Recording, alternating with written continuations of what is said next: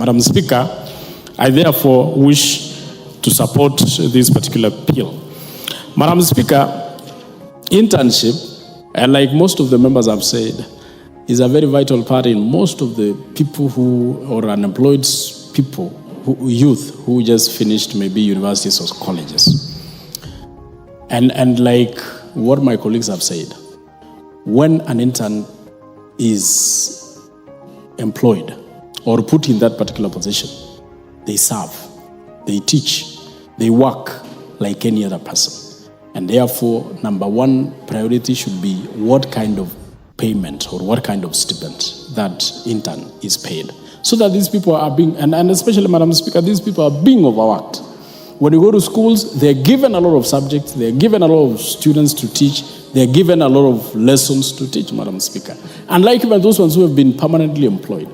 Therefore, the kind of stipend these particular interns receive must be in tandem with the kind of work they are normally, and the rules should be that it should not be the decision of the body, the agency that is employing these interns, or that is actually recruiting the interns, that determines majorly it should be also under the SRC, the stipends or the kind of amount of money to be paid to the interns should also be determined by SRC, Madam Speaker, so that people will not take advantage of these interns, because mostly these are very vulnerable people, and sometimes they are not able, they don't have the capacity to negotiate, and therefore this one also should be determined by the SRC. Madam Speaker, I also believe that an intern is a very qualified person to be employed. And I like what the bill says, that the maximum number of months an intern should work is 12 months. Madam Speaker, but the question is, after 12 months, what happens? Because mostly, these are people who are properly qualified to be employed. And Madam Speaker, my main worry is that most of these interns, once they complete the number of months which they are supposed to be working as interns, they go home. There should be an amendment, and I am proposing an amendment, Madam Speaker, to this particular bill, that every intern who has worked as an intern must be employed or confirmed immediately at the conclusion of the number of months that intern is working. Because why, Madam Speaker? If we need interns, for example, in the TSE, if we think we need interns like we did in the previous time, we employed over 36,000 or 30,000 interns. That means there is a shortage of teachers. So if you are going to be using the interns for only 12 months and you dismiss them, what does that tell you?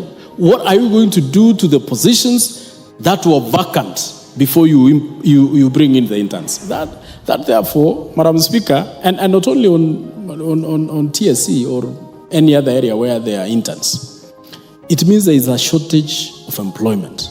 There is a shortage of employees in those particular agencies. And therefore, I wish to be included in this bill that any intern that is put to work immediately on completion of the intern period should be confirmed and employed permanently by the state agency or the department where those interns were employed, so that we can assure them of employment. And because, Madam Speaker, you know, even when you look at the TSE, the education in our country, I mean, the Ministry of Education in our country, we lack so many teachers. When you look at when you go to several schools in this country, you find there are no teachers.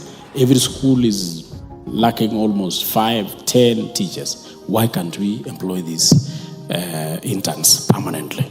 So, Madam Speaker, I wish to support, but I also wish to indicate that let us not misuse, let us not exploit these interns. They are our children, they are our daughters, they are our sons, brothers and sisters.